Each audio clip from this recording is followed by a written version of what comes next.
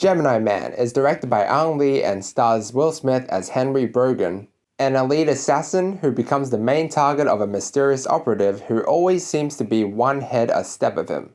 But to his shock, he learns that this mystery man is in fact a younger version of himself. After watching the trailer, it got me really excited for this movie. One, because it actually looked pretty compelling, and two, because Will Smith is in it. I like Will Smith. I think he is a very talented actor. He made Aladdin watchable just because of how hilarious and entertaining he was. But in this movie, we kind of get to see his more serious and more intense side, and less of his charm and charisma. Now, we have seen this kind of plot in many other movies, so we kind of know what to expect. Like, it's not new in any sense. And even though this movie is about an assassin, to my surprise, there really wasn't much assassin-like work in this movie. And the story was pretty linear. Like, it would just be them going from place to place, and then talking, and then going to another place, like a wild goose chase. But when they do the good things right, I really can't complain.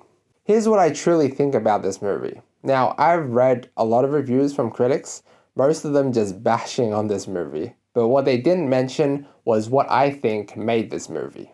I thought that this movie did a lot of things mediocre, but let's start with the positives first. Well, for starters, this movie was surprisingly emotional. This movie felt very deep.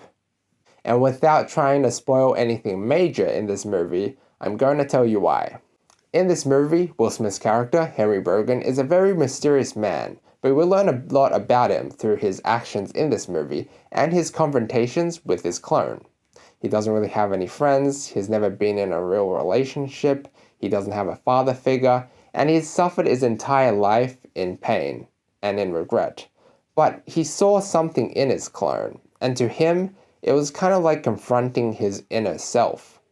It's kind of like one of those scenarios, and I'm sure most of us has at least thought about this once in our life, where we would travel back in time and redo or change our mistakes or different decisions, or travel back and tell our younger selves like something important about the future.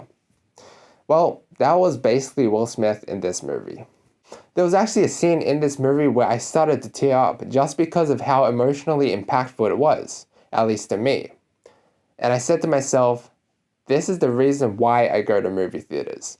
This is the reason why I love to watch movies. And I'm surprised nobody is talking about this. Because of this, I would say that this movie is more of a character movie rather than an action movie, because the action is pretty meh. I mean, we've definitely seen better, but some scenes were pretty cool. Like the parkour and the flying kick attacks and that motorcycle scene, which was awesome to watch, but that ended really strangely. Like some of the action and stunts looked really fake, like in an anime live action adaptation or a Bollywood flick. The CGI was also very noticeable in a lot of scenes. The antagonist and the story wasn't that good, like in the beginning and towards the middle. Like it was kind of boring, but then it really picked up towards the end, and I ended up enjoying it. What's also very interesting to me is that they didn't make Will Smith's clone through CGI or de-aging software. The clone was a 100% digital creation based off of Will Smith's performance. So you've got Will Smith acting as Henry Brogan, and then you've got Will Smith coming in again and acting as the clone with this massive headset gear device and these dots attached to his face. And we have seen this before in many games such as Beyond Two Souls and Detroit Become Human. But what this does is make the character's emotions feel and look more real. And that's essentially what Ang Lee and Will Smith's vision for this movie was. And I think they did a pretty good job on that. I mean, people would have their own opinions, but for me, I thought that the clone was pretty accurate. This movie was also funny at times, and I thought Mary Elizabeth Winstead and Benedict Wong were also great alongside Will Smith. Now, they spent 2 years working on this project. They took their time with it. And, with the amount of time that they had, this might put a lot of people off because people might be expecting a much, better final product. And we didn't really get that.